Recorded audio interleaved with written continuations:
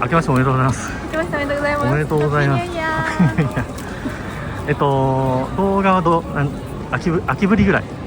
秋ぶりですね。そうですね。そうですね。11月ぶり。11月ぶりですね。はい。G さん結構あれですよね。お手伝いこの年末年始たくさん来てますよね。結構出勤してますね。はい。何連勤だろう。何連勤とかって感じですか。毎日来てるんで。そうなんですね。ぐらい。すごいですね。まあでも私も後輩に会いますし。そうです。はい。ちょくちょく来てます。僕も3回目ぐらいですね。この年末年始会うの。そうなんですよね。お正月期間。はい。はい。よろしくお願いします。いつもありがとうございます。今年はどんな1年にしますか。私は今年なんか占いとかで私なんか飛躍の1年で出てくるんですよ。そうなんですね。そう。リーさん社会人何年目になるんでしたっけ。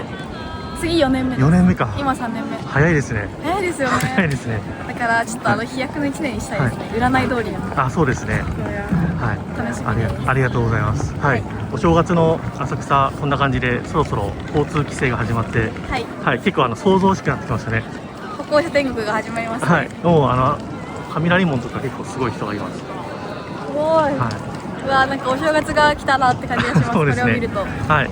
ありがとうございます。はい。じゃあこんな感じでリエさんまた今度どこかでまたそうですね。どこかでと思いますんで、ぜひ皆さんもね年末年始良い年末年始をお過ごしください。はい。良いお年をっつったらはい。良い1年をお過ごしください。じゃあリエさんお忙しい中ありがとうございます。はい、これで失礼します。ありがとうございました。2026年も良い1年にしましょう。ありがとうございます。